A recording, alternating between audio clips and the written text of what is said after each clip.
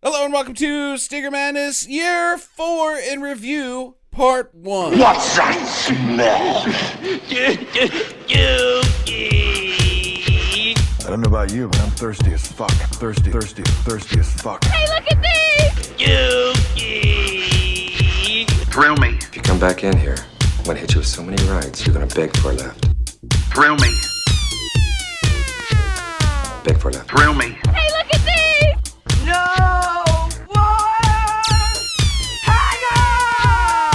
It stinks.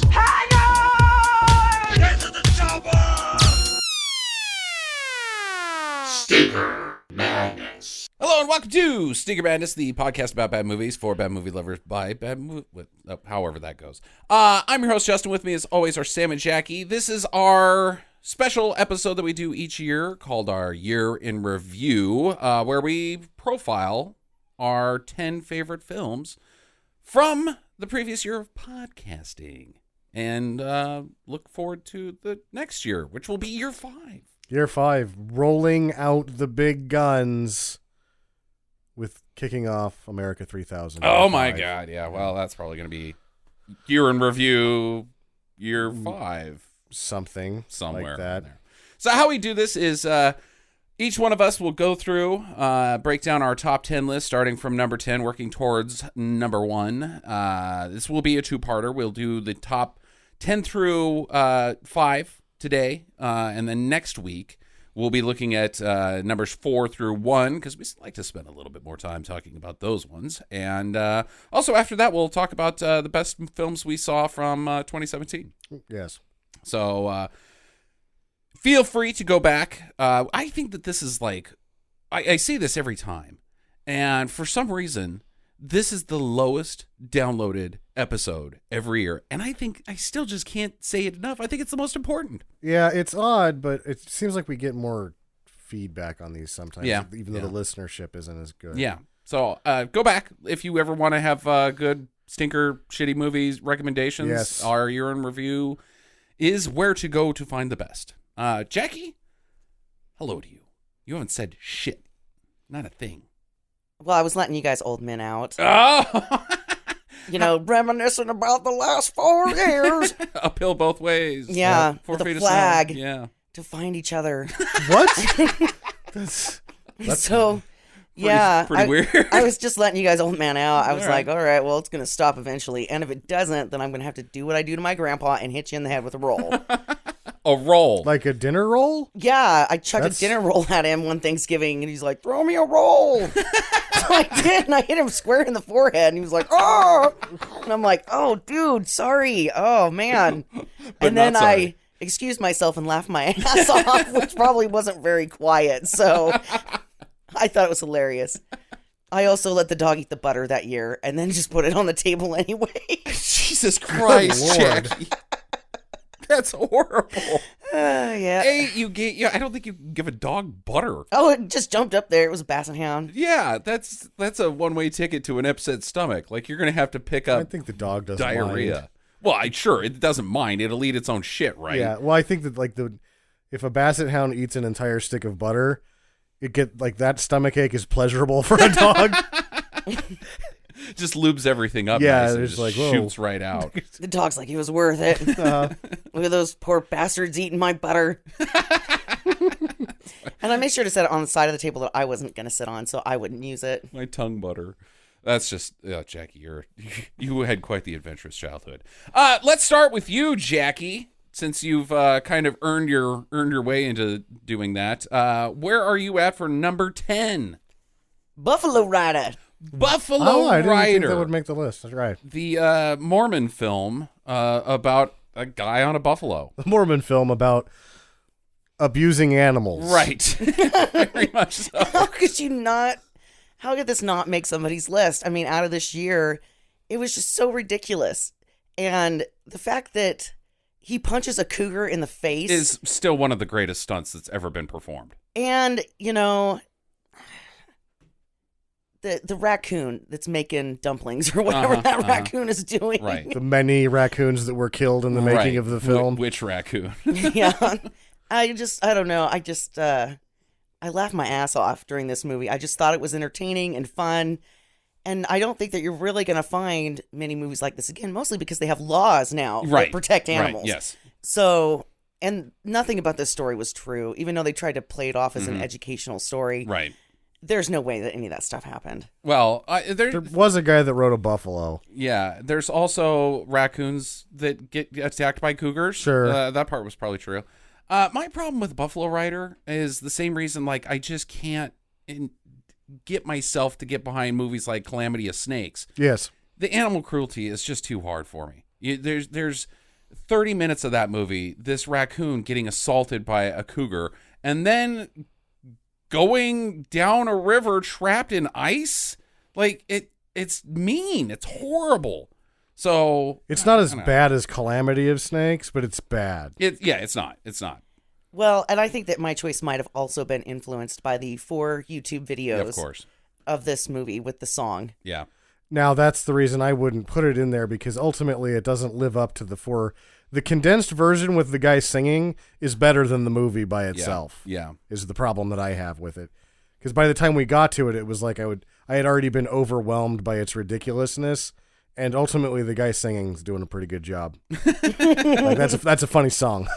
I do not fault you for putting it on your top 10 list, Jackie, because it is such a weird film in general, and then the fact that it's kind of a propaganda piece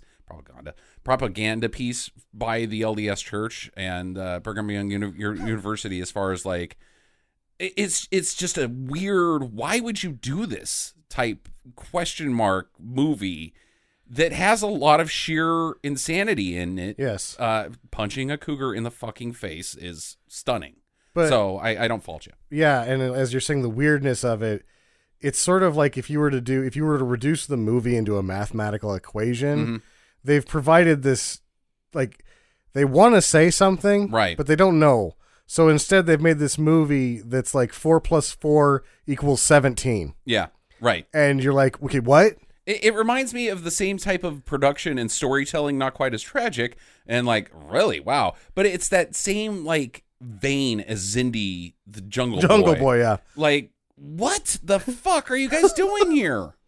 I'm So- pretty sure that the baby in that movie did not make it. Oh my The god. one that went across the river. It's terrible. And that baby drowned before they got past that. The buffalo is struggling with crossing the goddamn river. How that guy fucking stays on that buffalo throughout this movie, like, How he was not killed. Yeah, How exactly. everyone wasn't killed. and then there's like a baby strapped to the side of a buffalo, which, take the river out of the equation, is still a problem for the fucking baby. It's not, never shake a baby.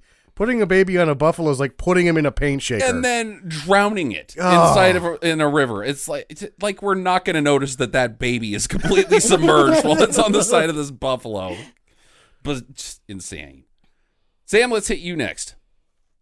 Mine is another weird one. Uh-huh. I picked it sheerly because of its like same qualities. The Specialist. Oh, with Adam West. Adam West, Yeah. yes. Yeah. The honey pot, the honey trap. She's the Specialist.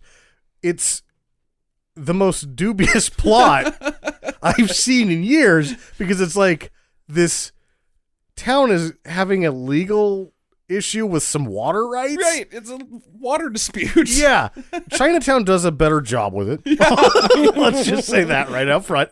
But yeah, theirs is a little bit like more minor. Who owns this pond, basically? So one guy that's lived there longer, it's like, oh, there's a hotshot attorney in town and he's going to take the water. And his guy's like, okay, Right. we need to bring somebody in on this. And so they do. They bring in a lady to have sex with him. The talent But to seduce him. and they put her on the jury because the only way that they can fix the water right problem, or fix quote unquote, is to get him kicked off of the trial. So the way we're like, well, what we'll do is go get a honeypot and we'll put her on the jury and he won't be able to not have sex with her. And then we'll never have to worry about anybody stealing our pond. Not to mention, like, we're talking about a jury over a water Right. dispute. I'm Yeah. pretty sure that civil litigation doesn't have juries. You know, like it's supposed to be the crime of the century. Yes. Who owns this fucking water? Like they're getting in Johnny Cochran and shit. Uh-huh. Like we got to have the A-list, but we got to sabotage him because he won't be able to not have sex with her. I personally like that if they can get one person on the jury, you know that they can get the other people. So like They should to have just have stacked- sex with him. Well, you don't know if that's his type, right? You've got I do because he has gotta- sex with her. to throw in a couple more, just in case he likes like Asians or So Hispanic give him a people. variety of. Yeah, you got to Yeah. have a couple of really different kinds of ladies. So all of a sudden, there's this town that's having a water dispute where a guy's like, I've been watering my orchard for free and I need to keep it that way. And some other guy's like, well, it should be a park. And so what you do is you bring in like the Swedish bikini team. Right. And then you throw them on the jury and nothing will ever get done. Uh-huh. Everybody's having sex with except them. for he's at the critical point in this film. He looks at everybody and says, "I'm into furries," and they're like, "Fuck, Fuck. let him have the water. Whatever, Let him man." have the water. Yeah. We don't want it now. Yeah. We know what's happened there. And then when she does finally seduce him, They like sort of fall in love. right? But they have sex in the water that they're disputing. Yeah. That's my other great part about the sort of dubious nature of this film is that when you finally see it, because he's like, this beautiful land should be for everyone. And you look at it like, let the fucker use the piece of shit pond of water in the fucking orchard. That place sucks. Yeah, it was not beautiful. Yeah, the specialist is a bizarre. Like, who came up with it? Like, and it's portrayed like it's one of the most, greatest capers of all time. Like, what a crime story. A, there's no crime. It's a civil case. And B, you just have a judge decide whose it is based off of, title. Well, there's another simple answer. It seems like the guy using it to water his orchard or whatever it was for all these years hasn't drained the fucker. Right. They could have had it both Yeah, ways. yeah. You know what? It's water. Everybody gets it. And It's everybody- it's gonna rain in there and refill it, so I think we're good. Yeah, a river comes in from the north, some comes out of the south. It's weird. What would this specialist have been if Judge Judy was on it? I don't know if they would have even made it to trial. Yeah, no, they wouldn't. They wouldn't have had time to have the honeypot trap because Judy would have been like, "Are you kidding me with this? Yeah. Get the fuck out of here." But if it would have gotten to the trial phase, she would have taken one look at Hot Lips McGee and been like, no, you're not even from this town. You get the fuck out of here. Yeah, right. Yeah. Oh, and then they just name the specialist. Like, well, let's bring in a specialist. Uh-huh. No one is specialized. Right. This is such a specific task. Seduce a- I gotta land on a jury and bang the opposing attorney to get him off of the case. You're like, this is what you specialize in? How is that possible? Banging dudes. And then we can't fail to mention Adam West at the penultimate scene of this film where Adam West loses his shit Oh, yeah. and freaks out. And hey, guess what? He's got a gun. Like, really, a gun for water rights? What the fuck is this film? Yeah, I like The Specialist. Yeah. That's a good pick, Sam. What do you got, Justin? My number 10 is a not in the same vein as you guys. This is a fairly common plot called Death Row Game Show. Death Row Game Show was on the outside looking in. Yeah, no, I really enjoyed it because it's such a conventional plot in the 80s. Murder TV. I mean, of course, we had The Running Man, which we just did an episode on, 3 weeks ago. And then there was my favorite shoot 'em up game of all time was Smash TV. Yeah. There was books about, turning, the entertainment of television into murder, basically, because people were craving that.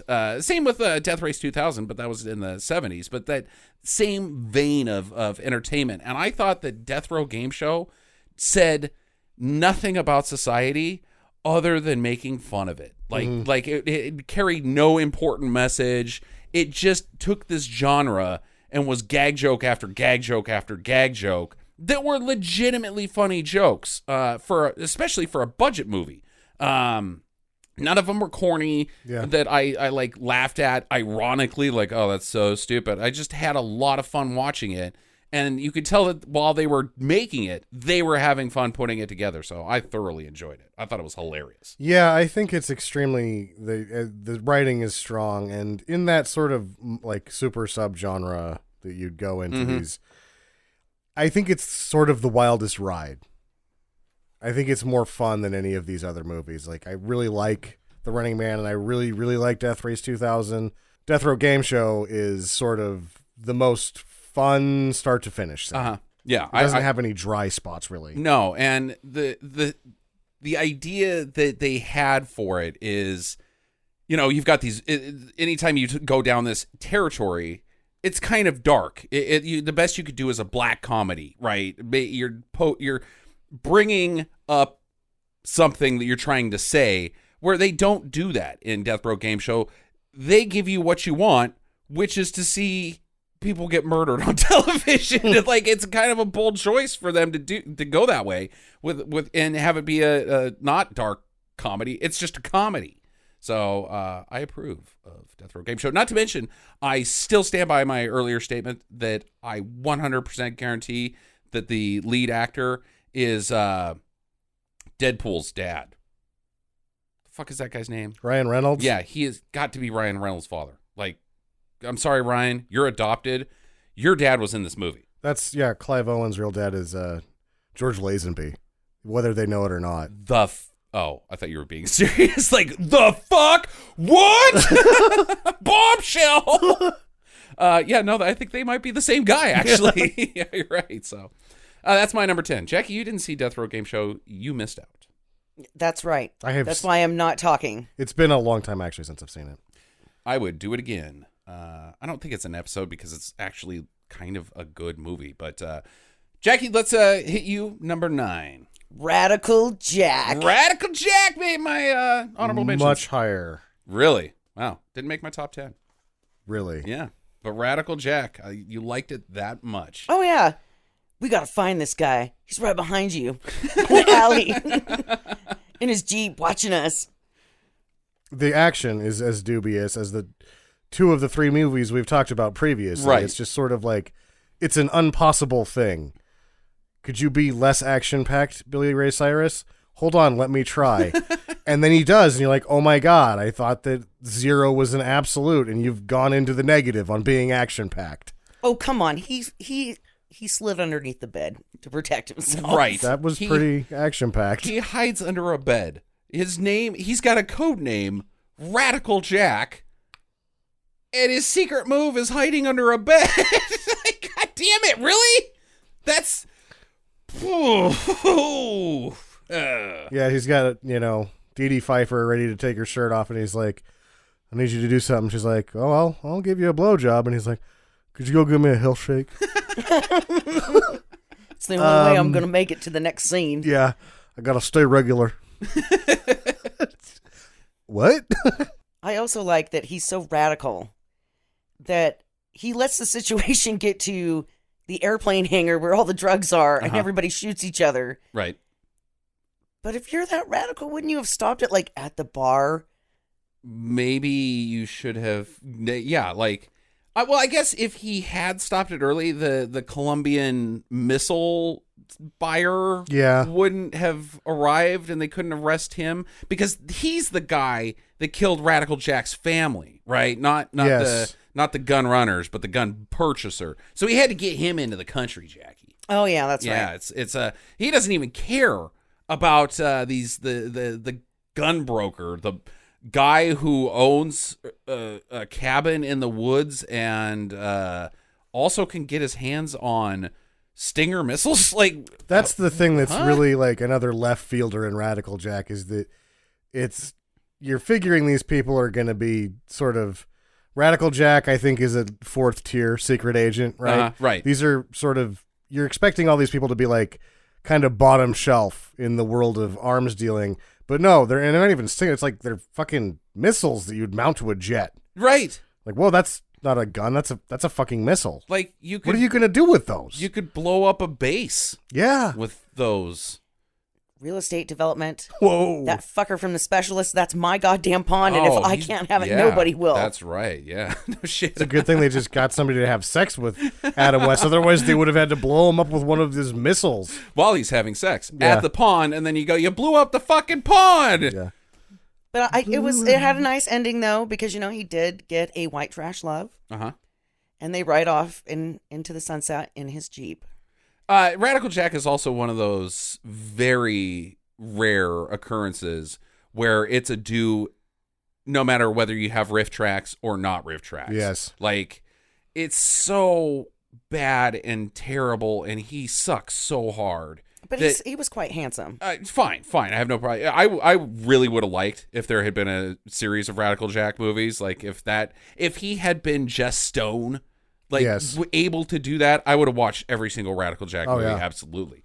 But like, you typically can't do Mystery Science Theater movies or riff tracks movies without them and enjoy them. Like, you have to see movies like Monster Go-Go, of course, but Sure. you wouldn't want to normally. No, Secret Agent Super Dragon's very tough to watch.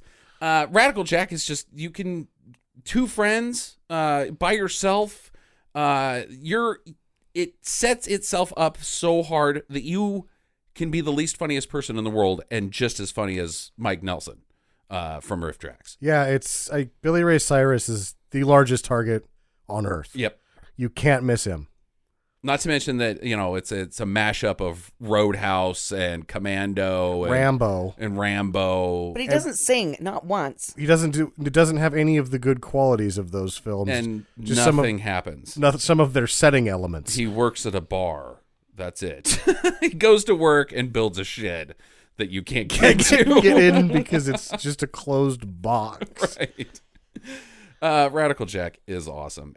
But I seriously, man, life's regrets that there was never a Radical Jack 2. Oh yeah. Yeah. We missed out. The only thing that I would want more than a Radical Jack series is if they would have had more Duncan Jacks movies. Yeah. Oh, yeah. There's a meme running around on the internet because Infinity War just released on Friday, and Avengers Infinity War is the most ambitious crossover event of all time. Fine. Mm-hmm. But what would have been more epic would be Radical Jack, Duncan Jacks, and Stone Cold Oh wow. in one film. That would have been awesome. Yeah, I could see you'd have Stone Cold and Radical Jack riding their Harleys, Uh-huh. and then all of a sudden swooping into the shot in an ultralight, it was Boone piloting Duncan, and that's like the trifecta of awesome is these two motorcycles and an ultralight being driven by a baboon. Right, with Duncan just hanging from a rope ladder underneath Yes. it and being smarmy the entire time. That would be fantastic. Well, Boone would throw, dynamite at them. Well, let's be honest. If this was the most epic crossover of all time, Radical Jack and Stone Cold, and really pretty much Duncan Jacks wouldn't get anything done. Boone would solve the Yeah. crime. He would Boone take and- care of everything. I think Saito show up with more gadgets again, and they took care of it. Yep. Duncan's too busy with these ladies. Let's have some champagne. Yeah. And Radical Jack is like, I like Asahi. He's Asahi guy. It gives birth to Asahi guy. You can't not have it in the top 10. Yeah. Yep. Sam? Number 9 for me is Coon Coon. Coon. Coon Coon, the Dirty Harry remake from Bollywood. Yeah, from 76, somewhere on there. Yes, it was made pretty much the year after. Yeah. They were like, let's just make that. Yeah. But we can't because Dirty Harry is a real dark movie, so we're going to make a serial killer movie and we're going to lighten things up a And little we're going to bit. have singing and dancing in it. And we're not just going to add singing and dancing because that's not enough to lighten up Dirty Harry's story. You have to have a sidekick that doesn't get killed. And beyond not getting killed, you know what he likes? Eating eggs. Pencham is like one of my favorite new characters Yeah. from any movie. Right. Because Dirty Harry's sidekicks get killed horribly all the time, but they can't do that in a Bollywood movie, so they have Pencham. And so you have the entire plot of Dirty Harry. You've got the singing and dancing that adds another 45 minutes. Right. And then they're like, oh, well, Pencham needs his own whole side story where he's like got a fiance and her father-in-law likes eggs too. So Pencham's always stealing his father-in-law to Bee's eggs. He's like eating them in these like horribly copied Marx Brothers routines where they're doing such a bad job that it becomes twice as funny as the stuff that they're copying because of just sort of sheer comedic incompetence. Yeah, he's like Sammo Hung. Like, he's not obviously Sammo Hung's ability to punch and kick people, but like that goofy, kind of chubby guy that compliments Jackie Chan perfectly in everything that they ever did together. Pencham is awesome. Yeah. And meanwhile, because Dirty Harry isn't married until he doesn't even have a love interest until later in the series, and he did it because of fan mail, but they can't do that in that movie. So the lead detective is married, and him and his wife sort of fall in love musically over and over again throughout the film. And Well, he works a lot, so they have to keep things, Exciting. yeah, tell each other that they love each other. At least, every couple of days with a musical number. And in typical Bollywood fashion, no offense to the Bollywood people that make these films, but the music is not good, and the dancing is quite terrible. I love it, and I especially love the song sung by the Maharaja, or whatever this Zen leader of people is, where he's a pacifist and he's like sings a song knowing that he's gonna get like there's an assassin out to kill him, and he's like, I wouldn't really like it if you shot me, but if you have to shoot me, it's fine because of Zen, so be nice. Yeah. Go ahead anyway. And then the killer's like, oh, crap. He convinced me not to shoot him with song. Yeah, it's the diversions from Dirty Harry that make it really special. That, like, all things considered, you knew you couldn't make Dirty Harry, but you did it anyway. Right. Good job. Here's the thing. Every Bollywood movie we've ever reviewed has made it onto somebody's top 10 list. Well, it's because, we suffer over the ones that we're finally going to watch because they are long, so we go through a rather long selection process on them, and I think that's sort of why. Once we finally pull a trigger on one, though, they're pretty hot shit. Yeah, we haven't not had a miss on a Bollywood film yet. Jackie? Me. Justin? Number 9 for me, also a foreign film, Naked Killer, starring nobody whose name we can pronounce, out of Japan in the 90s. Oh, no, Hong Kong. Hong Kong? Okay, there you go. Ridiculous, over-the-top, insane, uber-violent, just bananas constantly coming out of this film, and a man mistakenly eats a penis. So there's just that. Accidentally, because he didn't have breakfast. It was like, yummy. And then they're still looking for it, like it's a crime scene. It's a crime where's scene penis. Where's the penis? I don't know, while he's eating it. Like, I don't know where it is. This sausage isn't very good. It's not cooked and really spongy and like a penis. Dick. It is dick, Austin. It is a dick. This is one I did not watch. Okay, good. Glad you're bringing that in. Yeah, well, I like to try to contribute where it can. It made it like I don't know. I don't have anything else to say. No. yeah, I made it. It was higher on my list. Okay. I would loved it. The thing that I think a really good way to describe it is that we talked a little bit about the history of gun fu with John Woo. Yeah. And he had originally done it because he thought it was outlandish and stupid and that everybody's an asshole. This is the evolution of what he would have wanted gun fu to be. Yes. This thing is a spectacle of ridiculousness, and it makes it amazing. Like, it's to bring back a Bollywood movie, that opening sequence of Gun Day, where they're on the train for 2 hours. Yeah. Just so much jumping around and shooting and kicking and flipping and flying and but it's not like when you say kicking and jumping and flying, usually that applies to like a Crouching Tiger or Hidden Dragon type kung fu movie. Yes. This is not that. This is a cop movie with like assassins.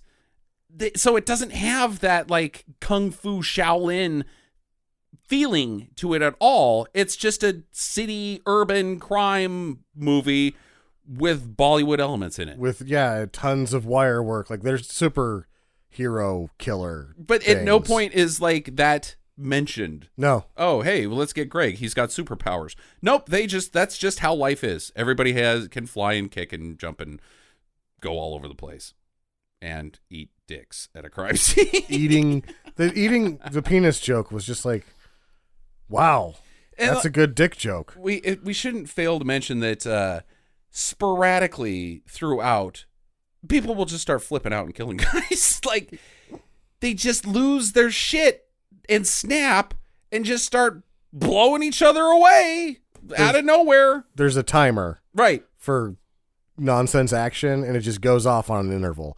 Regardless of what is happening in the movie world, symptomatically, it's like time for action. Uh-huh. Push the button. Here it comes. Yeah, I like Naked Killer a lot. Jackie? Number 8. Number 8.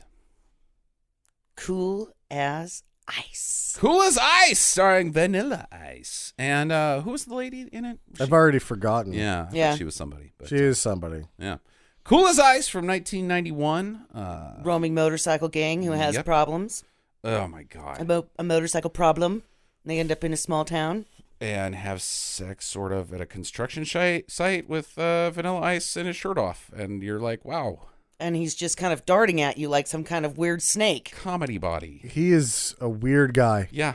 Rob Van Winkle. Rob Van Winkle. Yeah. It that scene is weird because it's like you see her and there's this slow motion and they're spinning around, and then all of a sudden he's getting sprayed with water, and it's like, Vanilla, are you trying to be the princess in this scene? Because I think it should be the other way. You gotta let her do that. And he's like, no, look, now I don't have a shirt on and I'm just jumping through stuff. Look at me go. And you're like, okay, you're the bigger princess here.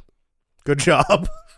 And the movie itself, like the plot of the film, how you have Vanilla Ice being, but it's like a biker gang, as Jackie said. He's a cool guy. He's on a motorcycle and he comes into town, and there's the teen girl whose dad doesn't like these rough element guys, but she falls in love with him because he's got a heart of gold. Anyways, It's the wild one, right? I was thinking Footloose, but Yeah, but Same this movie. is statutory area here. right. But then you've got this like kidnapping plot as well, where Sure. him and his biker gang dudes have to save the day so that they can convince the world that, hey, just because you have steps shaved into the side of your head, an earring, and make stupid pouty faces with your arms crossed, doesn't mean that you're a bad guy. And also that his like uncle and aunt or something live there. Right. Then they like play this game where they pretend like they're not related or something. Was the only way we could figure it out, that that's like his aunt or whatever. Sort of, maybe, unclear. They're just all weirdos. And it's the most 90s movie that I have ever seen. Like, everything is so spastically 90s, design-wise. Sure. The editing, there's like, record-scratching cut transitions. And it's like watching an episode an episode of Fresh Prince of Bel-Air where the production team did too much coke and then vomited all over the film. 90s pink and hot lime color. Yeah, the 80s, the late 80s, early 90s neon craze. Yeah. Was really bad, and everybody had to wear a ski jacket, but nobody skied. Right. And it wasn't even hot. It's 85 degrees outside. You got a ski jacket, and it's poofy as shit. You're like, wow, that is so dumb. That 8-ball jacket that Will Smith used to always wear. Yeah. And our parents are like, you need what? I gotta have this pink jacket, otherwise everybody's gonna make fun of me. And your parents are like, you have to have a pink jacket because if you don't, people are gonna make fun of you? Because that doesn't make any sense to me. Well, Sam, that's because parents just don't understand. I guess so. Exactly. And I was disappointed that Vanilla Ice did not sing. Yeah. No, he does. They've got the rap video at the beginning during the credits. And the that's end. right. Yeah, That's right. but it's non-diegetic. It doesn't take place within the universe. That's right. Yeah. And I don't know. It's just kind of. I kind of wondered when I was watching this, like, how is this one person that doesn't have a bike getting around town here?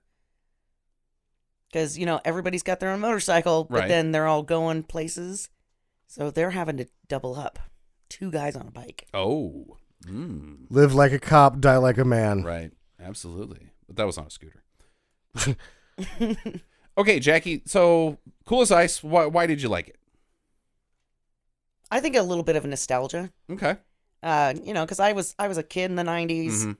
late 80s, and I just remember thinking Vanilla Ice was so cool. He was cool as ice. Yeah. And then, here's this movie. He's on a motorcycle. He's saving the day. And it just all felt so damn corny. Oh, And I yeah. love the corny. Right. And all I could think was, I really want that jacket. He had a sweet jacket. And I remember thinking that was just rad. Yeah, corny nostalgia is a good way of putting Cool as Ice. Yeah. But I think like the unfortunate thing about Cool as Ice is if you were like maybe born in like 85 or somewhere in there, Sure. you might not get it. No, I would say even. So my brother's 4 years younger, and I think he missed Vanilla Ice. Yeah, And he was 83. right. So I think that if you were. I think we're the bottom end of that sweet spot because we were in like junior high when Right. it happened. Yeah. And I'm going to actually say something very candid about myself.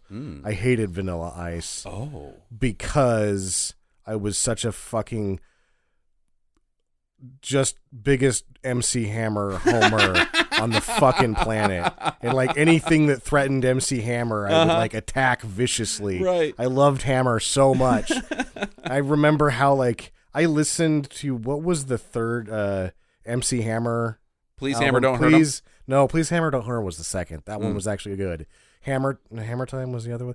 The third one It's stopped. the one with the Addams Family song on it. Was the third Yeah. one? Yeah, it stinks. And I've listened to it probably 30 times trying to make it good by repeatedly listening to it, and finally was like, MC Hammer sucks. And another thing that happened right after that is it wasn't the Cypress Hill album that became popular, but it was their first one.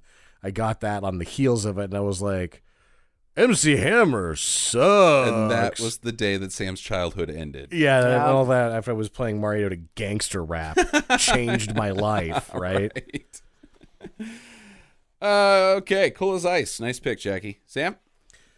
Number 8 for me is Get Mean, Tony Anthony. Yeah?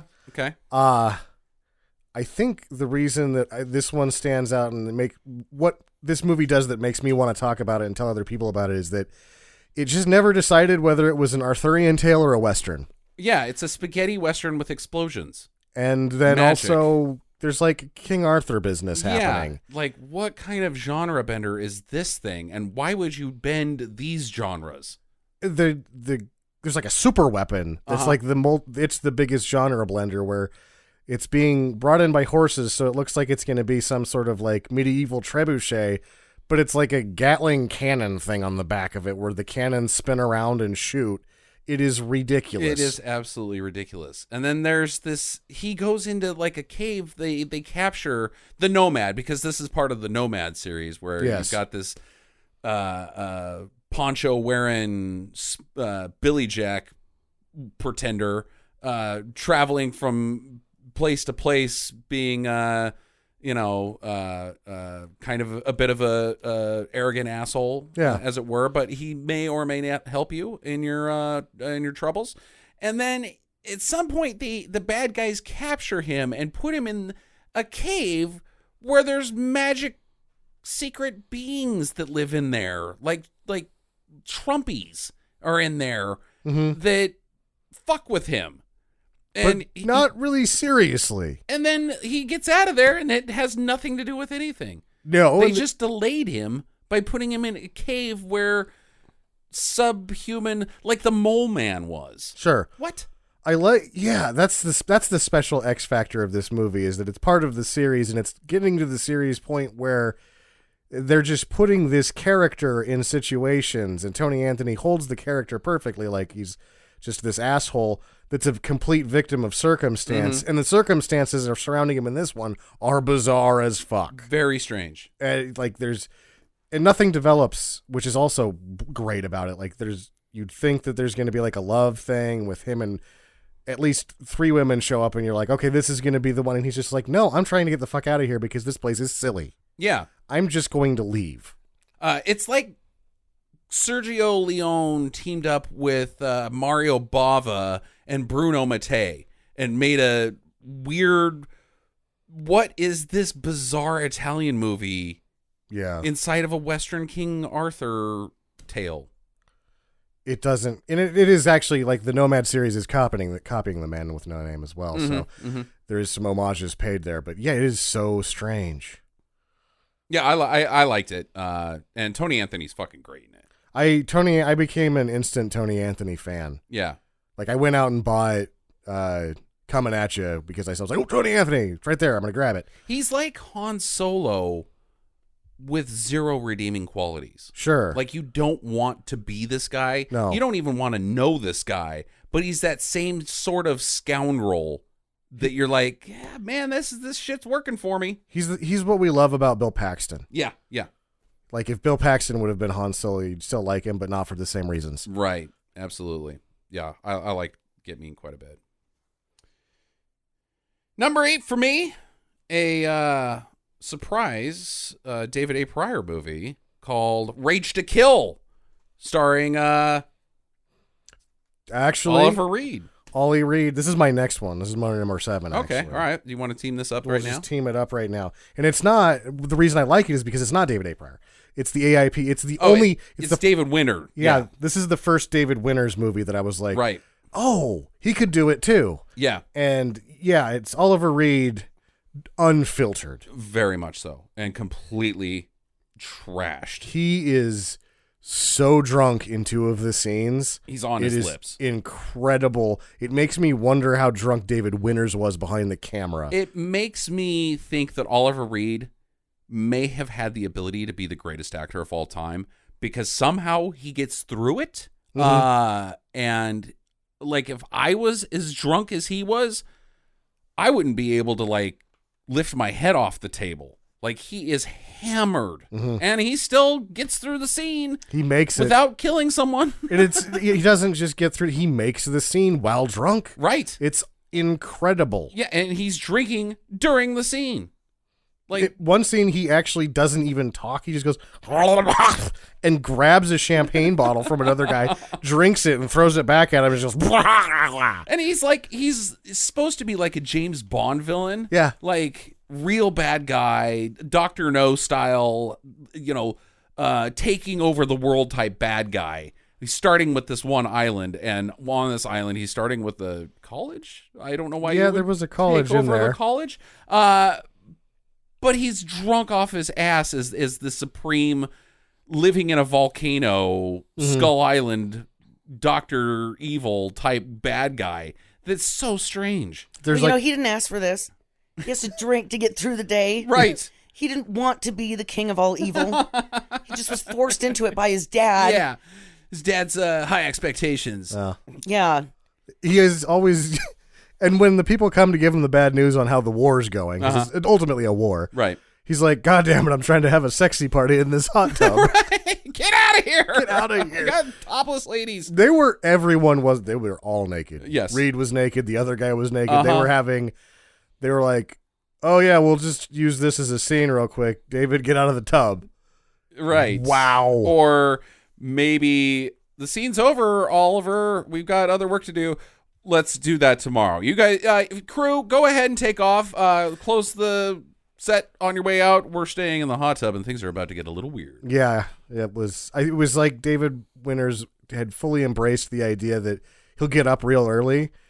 And so if you start shooting at 6, you're fine. You're still going to get him for 6 hours. But after lunch, he's drinking highballs, and it's going to get fucking crazy. Things are getting loose on set. The plot of this movie is also like, really? What? Race car driver Blaine Stryker. Oh, well, you've got me so far with your first 4 words. Okay.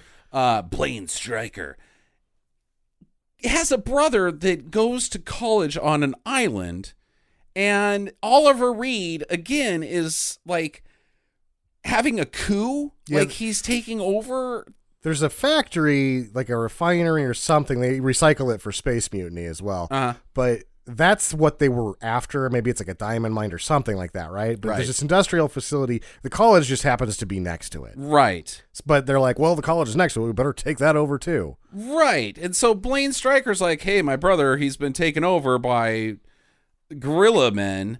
I better get down there and help out because I'm also not just a race car driver. I'm CIA. Yeah, he's a secret agent. Yes. He's the most ruthless killing machine the Earth has ever seen. But not to mention like the other college kids as well, because as soon as he gets there, he like, all right, lock and load, kids. We're going to fucking war. And these college kids go out and end the coup.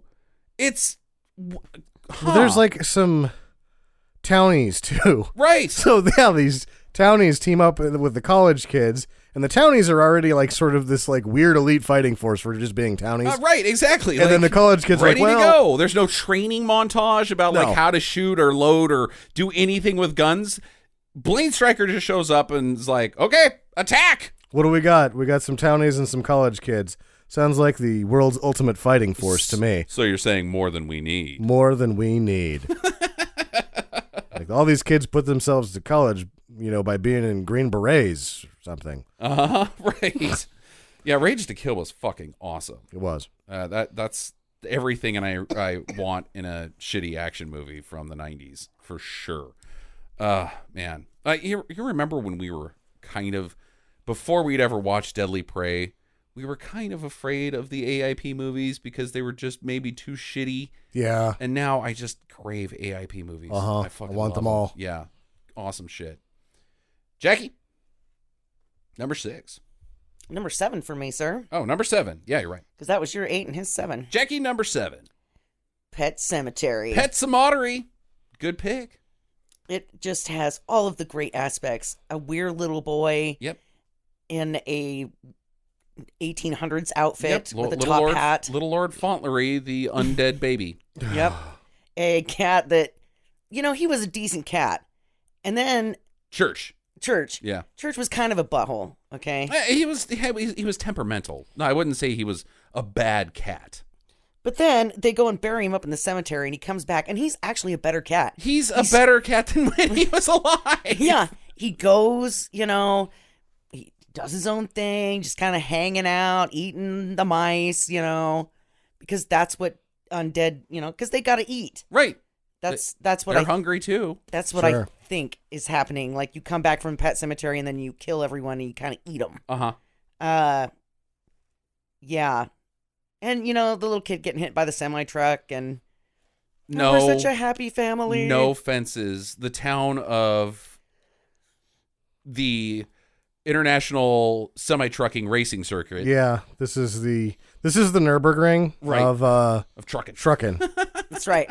And they put the houses as close to the road as they can because it's like, well, got to be an obstacle, otherwise it's not the trucking Nürburgring. Like the brilliant thing about Pet Sematary is every single scene has plot problems within it. Like there's not at least they got that part right.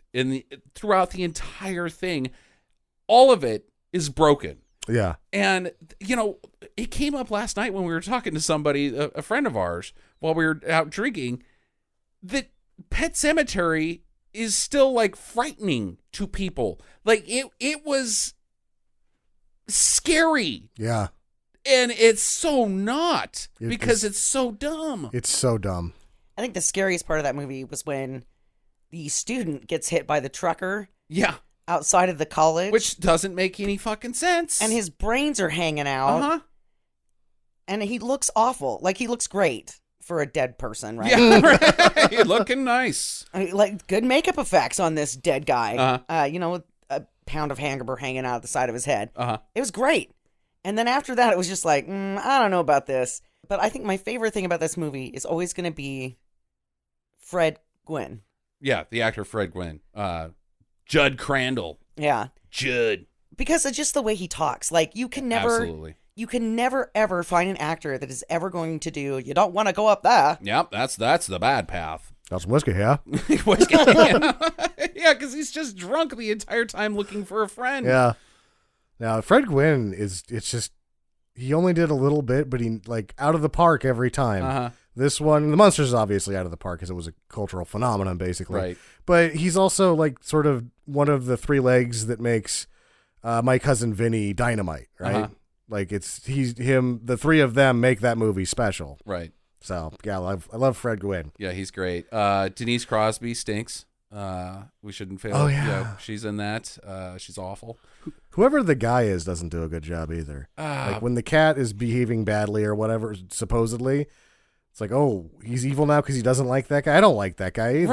Right. He's a dickhead. The cat does nothing wrong after it's reanimated undead. Now, little baby Gage, he does some pretty weird stuff. He gets superpowers where he can fly up into attic and lift grown people by their necks, and he has access to ropes, knots. Like, undead baby Gage makes zero sense. No. He is the most quizzical zombie that has ever been on screen. Like, I want to know what happened. The fuck is going on with baby Gage? Yeah, I want to know what happened to that kid after he grew up and made this horror movie when he was so young.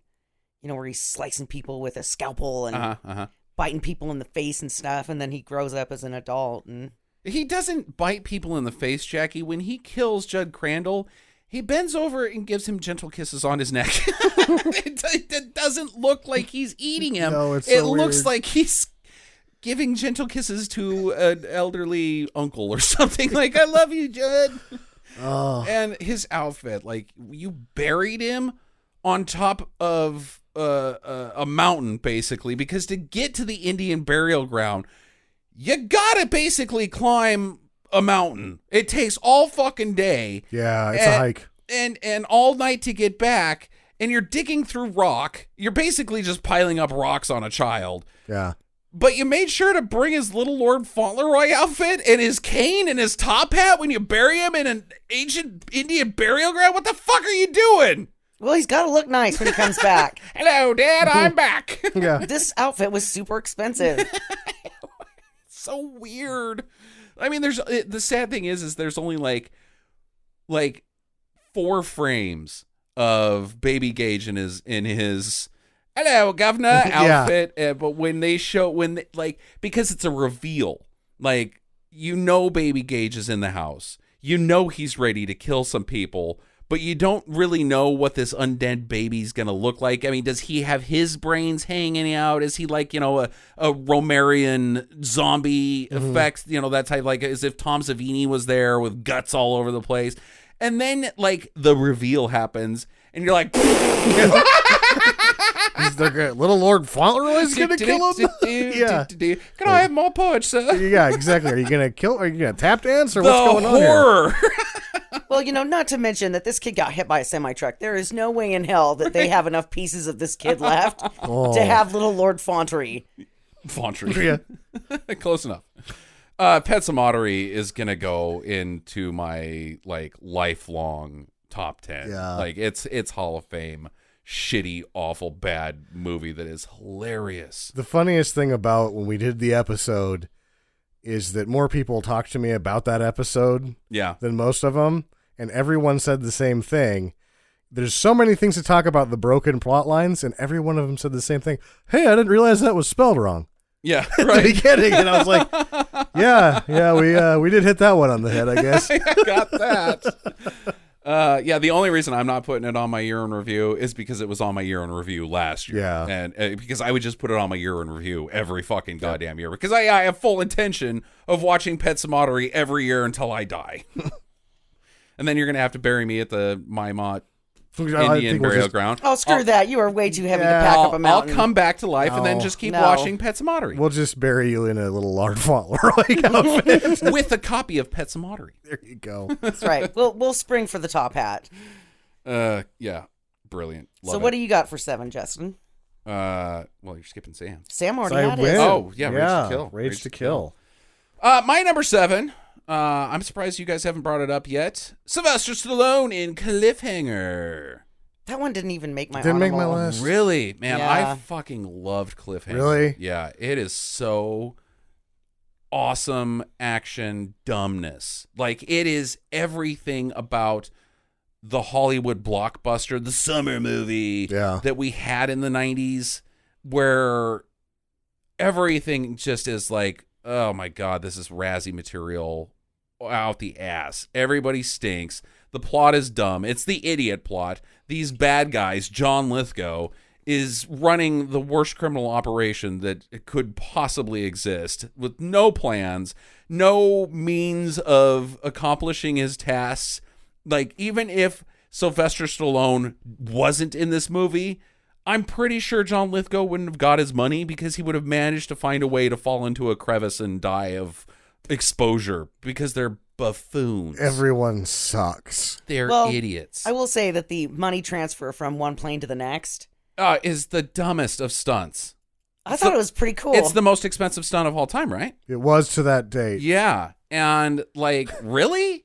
That's it? You Yeah. spent all the money on that? Wow. I am underwhelmed.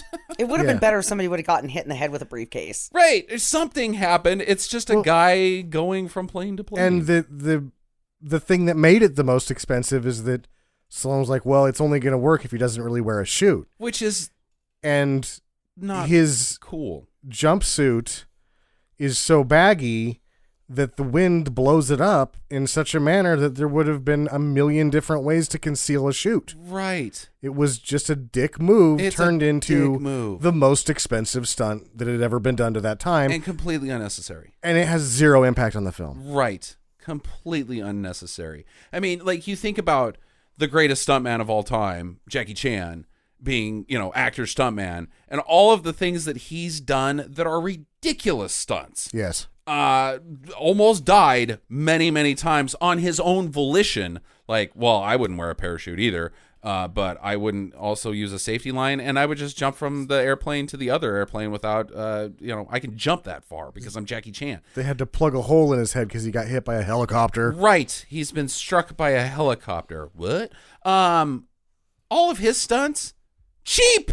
Seriously cheap.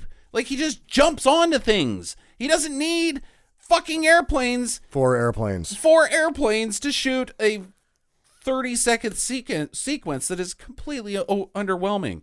Like, they just hijacked the plane. That's it. That's end of the movie. Or end of that. You don't need another plane to hijack as well. It's dumb. But the acting is shit. What's his face?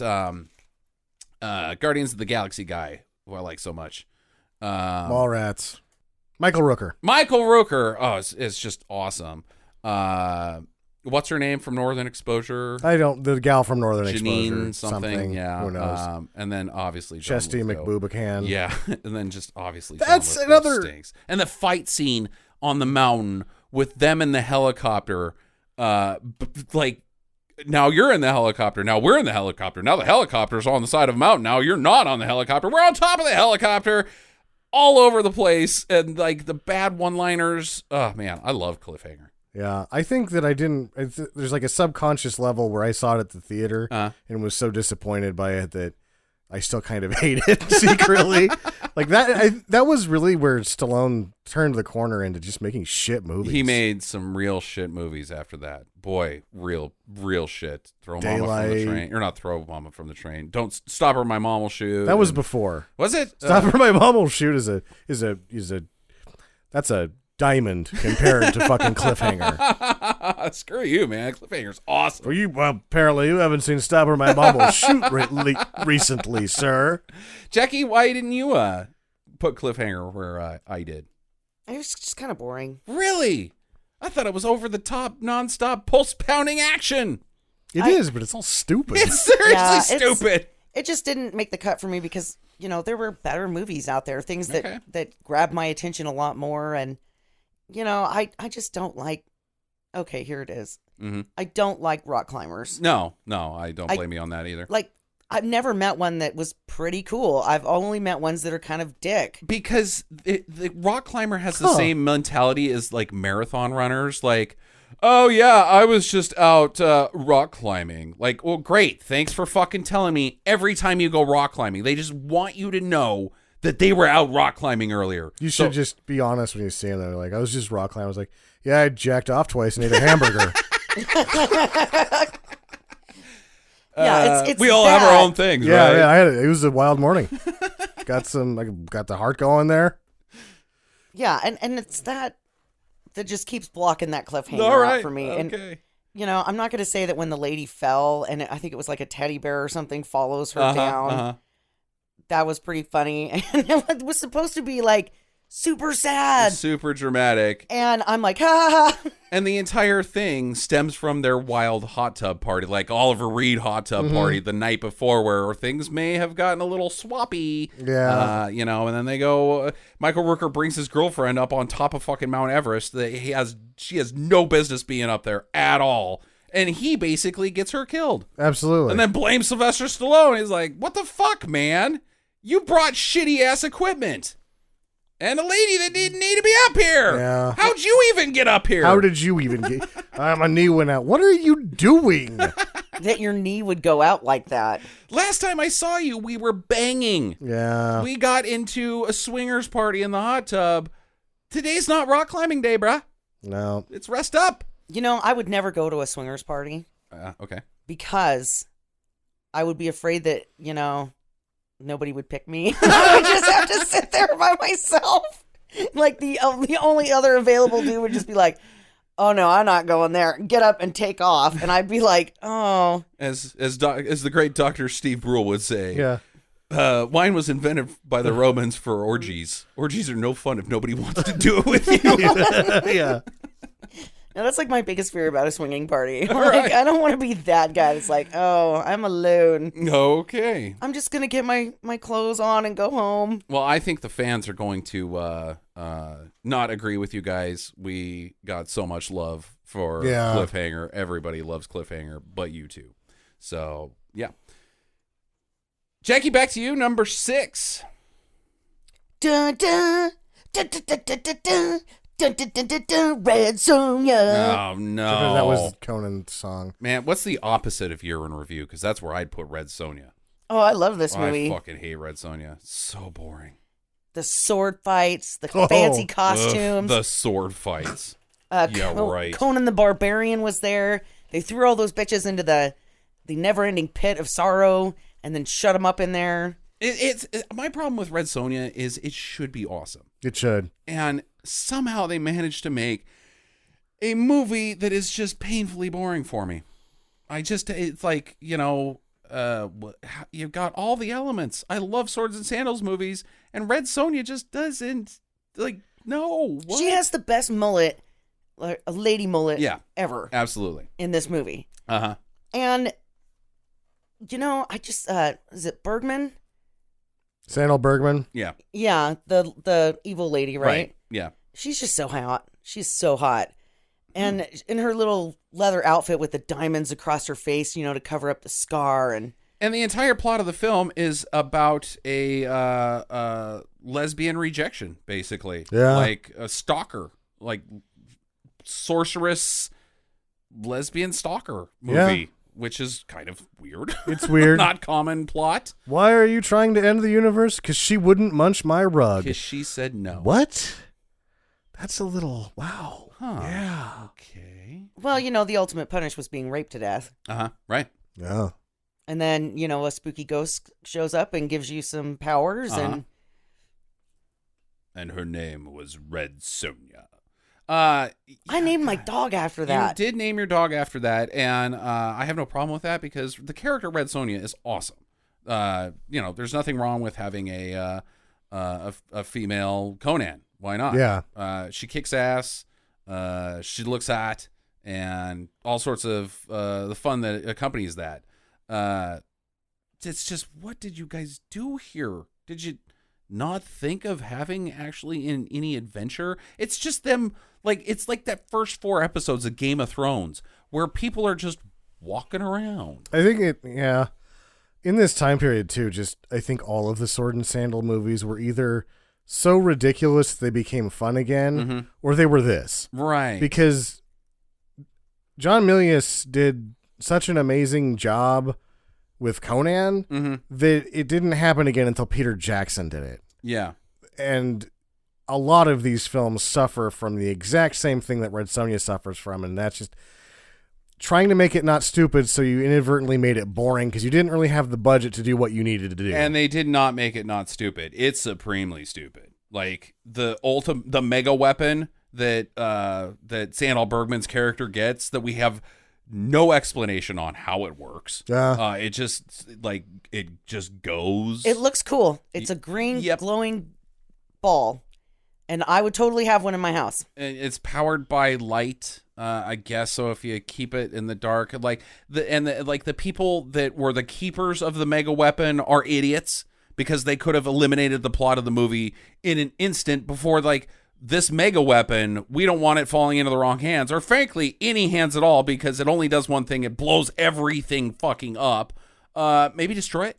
Maybe and try it's that. like in a cave above something that could destroy it. Too. Right, like, right. We're going to hide this here, and in case somebody comes, we'll yank this lever, and it'll destroy it. Just yank the lever. Or drop it in a hole that nobody can ever get it out of. Don't have an elevator for it, you dum-dums. Yeah. Ugh. I will say that the one thing I hated about this movie was the little Emperor boy. Ernie Reyes Jr. Ernie Reyes Jr. Hall of Fame stinker actor. Yeah. Yeah. He was super annoying, and I just kind of blocked him out until just now. And I'm like, oh yeah, that little fucker was in that movie. Yep. And then this is sort of an unauthorized Conan sequel. Mm-hmm. And yeah, he's Kaladar. Even though he's Conan, right? Basically, right? Right. They made as many connections to that as they could, saying we don't have the rights to Conan, but this is him. And the other Conan sequel is the same fucking babysitter plot that you're like, I don't want to watch Conan watching kids.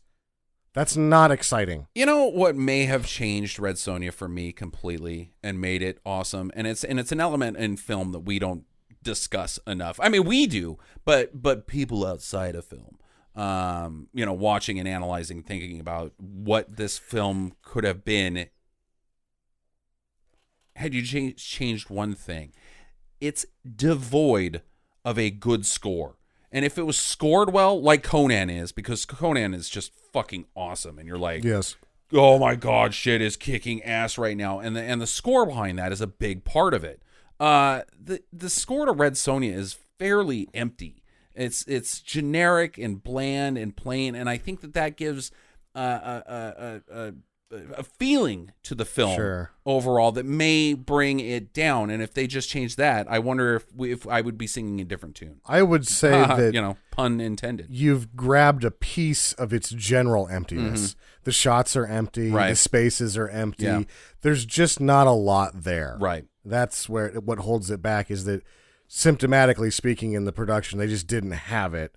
So everything feels that way. The music's too little. Everything happening is not enough. Mm-hmm. So, but I still respect your choice, Jackie, because there is a large contingent of people that still think Red Sonja is awesome. A lot of people love this movie. Yeah, so I don't fault you. You're not wrong. It's just, dude, how do you fuck up Swords and Sandals with me? And they did. So, man, I hate Red Sonja. Sammy, number 6. Number 6 for me, For Hire. For Hire, starring David Heavener. David fucking Heavener. Nice. I didn't think David Heavener could get better, more doofy and awesome. I've never seen anybody that's like turned doofiness into charm like this guy. It's unbelievable. But in this one, he gets there. Like he exceeded himself again. Uh-huh. And it's when he's decided, like, you find out that him and the main bad guy are actually former friends, and it shows a flashback sequence of them playing basketball together. Uh-huh. And he's playing basketball with a fanny pack on. Right. Like, what do you need in there so bad that you're not taking it off for a game of ball? Like, my Carmex. Hold on, guys, I need to get some lip balm. Like, no, you can't. It's a timeout's a timeout. Put it over there, right? You're not going to be balming him up while you're D'ing a guy up. Like, just like, you got, like, you put a hand on his back, like, hold on, bro. I got some, my lips are dry. So I gotta dumb. check to see I didn't drop my keys. Yep, they're still in there. I've got one of those Kodak instant disposable cameras in here too, you know. And everyone that I know that was really huge in the fanny pack, it was just full of cigarettes. Right. So that's what I wonder if he's got in there, is just like all these cigarettes, and then he's getting busy with defense, and they're all smashed up. It's like, well, that's dumb, sir. Hold on, guys. We need to time out. I need to take a smoke break. Oh, my smokes are broken. Oh, they're all smashed. Like, well, don't play basketball in a fanny pack. And his job He doesn't have a job. is that he's for hire. That's it. Hire for what? What do you need? Well, I can do it. I'll do it. You want some like gravel moved from here to there, like wheelbarrow work? Yeah, I can do that. You want your taxes done? I'm for hire. You want me to be an assassin? I'm for hire. Whatever it is, I have to save the city. Okay. I'm for hire. And the movie's like that. It's like it knows that he's this doofball. And the guy's like, all right, well, we're going to bring you in. We need you to save the city. What do you want? And he's like, $1 million? $1 million. Like, question mark? Nobody's ever asked me that before. Yeah. Huh. I mean, you would think that there would be a lot of demand for just for hire the business, but the phone hasn't been ringing a lot. I'll be Yeah. honest, since I opened up a couple months ago. You're the first that's ever said anything about compensation. So, $1 million? Million? Maybe? I don't know. What do you think? It's funny. A week ago, the gravel guy, he needed a gravel moved over from here to there. He asked me what did I want, and I said, $1 million? And he didn't like He that. laughed. He thought it was funny. And he was like, well, I'll give you $12 an hour. Yeah, right. No, for hire is rad. Like, he just the concept. He has business cards that he leaves behind. And all they say is for hire and a phone number. Nobody has a fucking clue what this guy's job is. Like, I'm a waiter, dude. For hire for what? What do you want me to hire you for? Whatever you need. How about I hire you to fuck off? What's that going to cost? I got a 10. $1 million? $1 million? Oh, you got a tenner? I'll take that. It's awesome. David Heavener is just fucking Yeah, David great, Hebner is man. awesome. How the fuck nobody knows who that guy is? Like, he's in like 20 movies all by him. Yeah. And then he does other stuff too. Right. Like he acts professionally, some would say, Uh, as well on the side. So it's like you've seen him in episodes of this, he's been in episodes of that, but then he makes these movies on his own where he's the most strange hero ever. yeah. Oh, man, he's great. Number 6 for me. I'm surprised Jackie hasn't come up with this one either. Ghoulies 2. Yeah. Is this the one where he gets the house and? The amusement park where the ghoulies go to the fun house Oh, yeah. Okay. and save the carnival.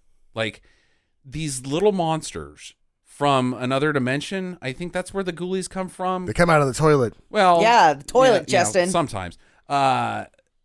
They've come into the world, our world, wherever they're from, Sure. whatever ghoulies world looks like, and hitch a ride. Like, their first step is, well, we're at a gas station. There's a travel trailer right there. Let's get into it. We kind of murder people sometimes. I don't know what our motivation is, but then they end up saving a carnival from going out of business because it corrupt, businessmen.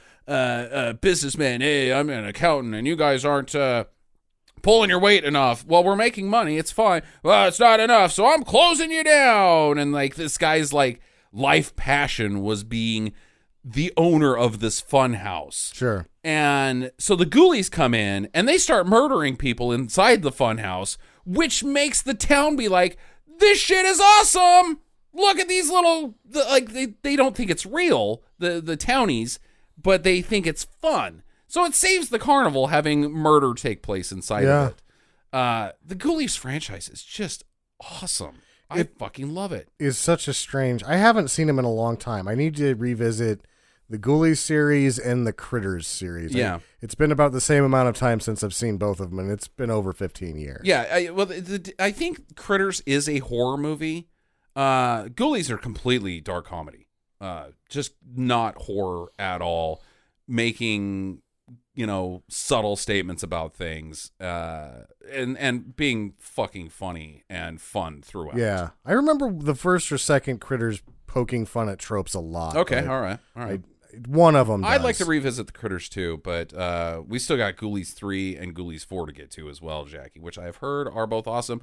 Wynorski did Ghoulies 4. Oh. There's gonna be boobs in it. Yeah, well, maybe. But yeah, I fucking loved the second one. What a interesting. Anytime you can make a film inside of a carnival fun house, that's a good location. You've got things you can do inside of that.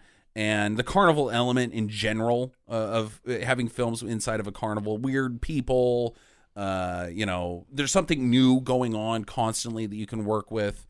I think that's a really great, unique location to film in.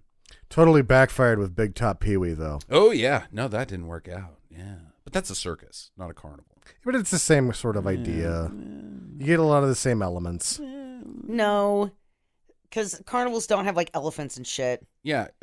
Tigers. So you think that the circus would be better because it's got a carnival with it and more stuff. Circus has guys with fez hats on tiny bicycles or motorbikes. Carnivals have denim vest wearing mullet dudes. Which do you think is more awesome? Showering's optional. Showering is optional. I tripped over a carny one time. Oh, yeah? Yeah. Was he passed out drunk? He was taking a nap in some tall grass. I tried to cut across, like there was this real open space, and like, because they kind of make them into a ring. Okay. And I was like, fuck, I just want to get to the other side. I'm going to, fucking go off the radar here. I'm just going to cut straight through the middle. Uh-huh. And I was cutting straight through the middle, and it was pretty tall grass, and all of a sudden I was like, whoa, and I go down, and this car, and he's like, ah, hey. And I was like, fuck. I can't be like, why are you sleeping there? Because he could be like, why are you walking here? So we neither one of us really said anything to each other. We just like kept on keeping on. We were both doing the wrong thing, right? Bizarre. Jackie, number 5. Go Speed Racer, go Speed Racer, go. Yeah. I'm not surprised to hear Speed Racer's name called today. Not at all. I didn't put it on my list because we just talked about it as the only reason. But it was as good a movie. It was as fun as an experience as I had watching a movie this year, probably. Yeah. Jackie, I liked the visual effects. Mm-hmm. The kid was a great speed racer. Yeah. I liked the storyline about the brother who was a great racer and then Right, became Racer a secret X. agent. Matt Fox. Yeah. Fox. Who did a great job with his action sequences. And I don't know, just visually that movie is just so cool. Mm-hmm. And it moves fast enough that you're not bored. The visual effects keep your attention, and I don't know, I just really enjoyed it. It's a great script, great acting, great action, hilarious, beautiful. Like, it's everything that the Wachowskis can be. Yeah. And we want from them. Failed horribly, and not a lot of people think it's a good movie. I think it's fucking fantastic. Yes. It's It's- a very good movie. So, yeah, Speed Racer being in year in review. It's tough to put year in review Speed Racer on a year in review of bad movies because it just isn't. Yeah, I couldn't put it in either spot. Right. I couldn't put it in my favorite movies that I saw this year that weren't bad, and I couldn't put it in the bad ones. Right.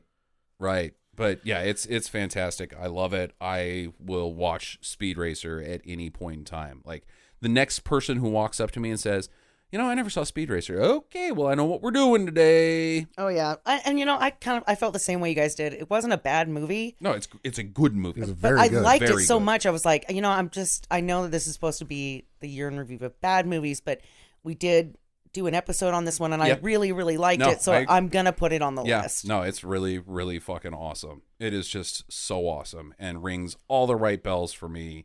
Hits every single one of them. It's like Red Sonja, the opposite of Red Sonja. Oh, it's all the stuff that I fucking love, and you executed it perfectly. So thank you, Lana, and the other one? Lily, maybe? Yeah. Jim Wynorski. Yeah. Lana and Jim Wynorski. They're good people. No, Lily. Lily and Lana. Yeah. Maybe. Awesome shit. Yeah, Wachowskis. Do that. Not And I liked it so Jupiter much Ascending. that I tried to watch Sense8 and I couldn't get into it because it was too slow. Yeah. What does that have to do with? It's what their most recent project is Sense8. They're doing Sense8? They did. It got the rug pulled out from underneath it because it took too long to make and they were spending too much money. Yeah, that I saw like 3 episodes of it. It sucked. Sammy, number 5.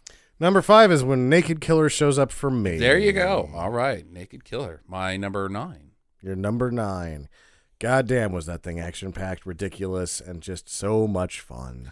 You know, it's like a movie that we haven't gone to at all. Rikio, the story of Ricky. Yes. Like that level of over-the-top insanity at all, like constantly.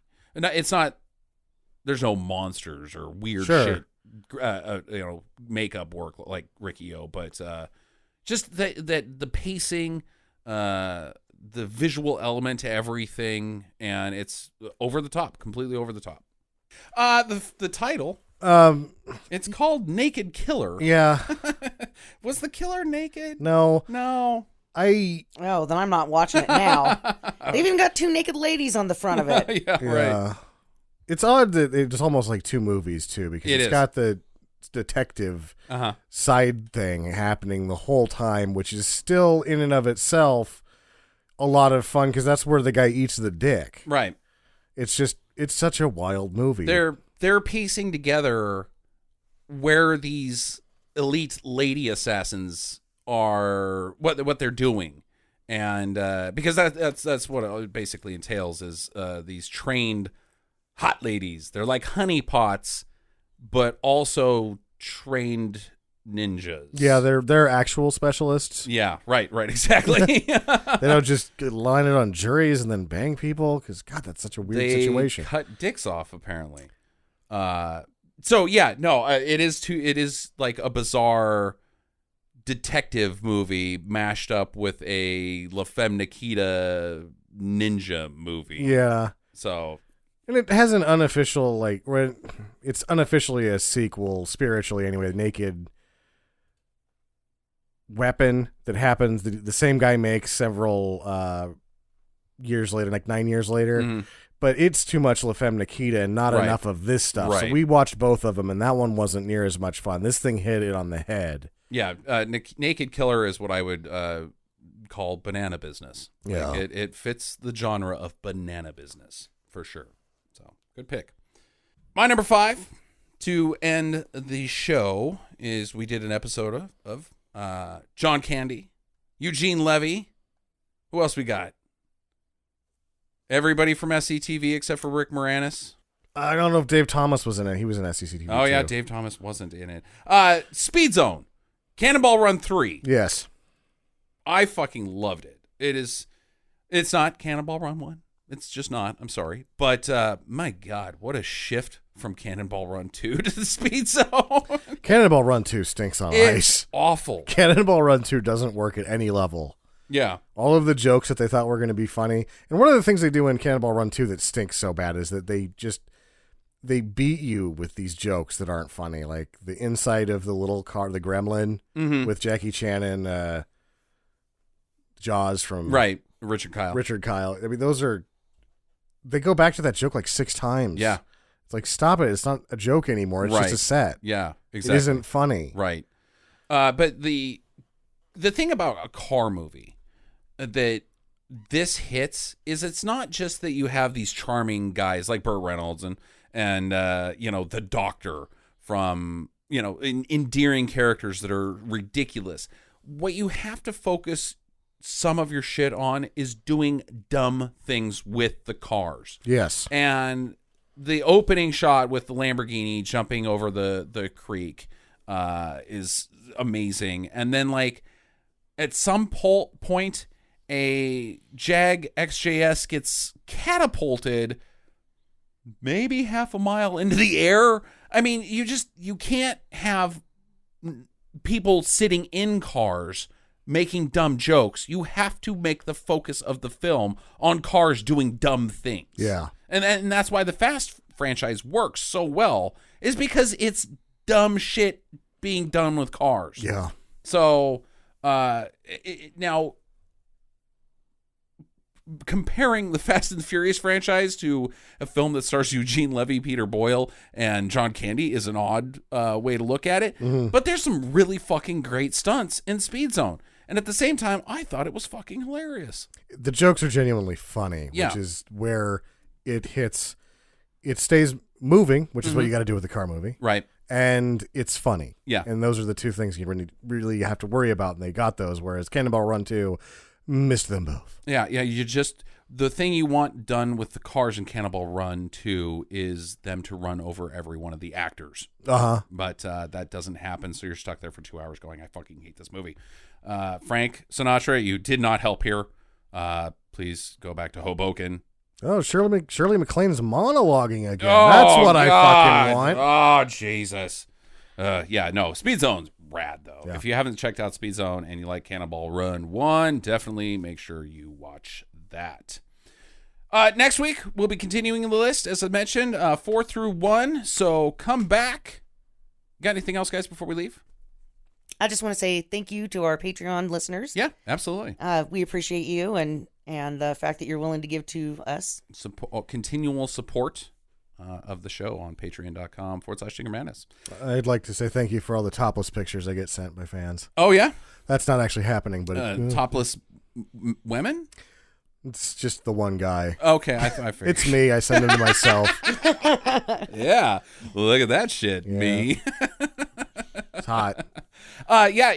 Please, by all means, if you want to send us your urine reviews, we would be happy to go through them and read them on the air. Email us, talk@sneakermadness.com, or also comment on any of our picks for if you think we blew it or got it right.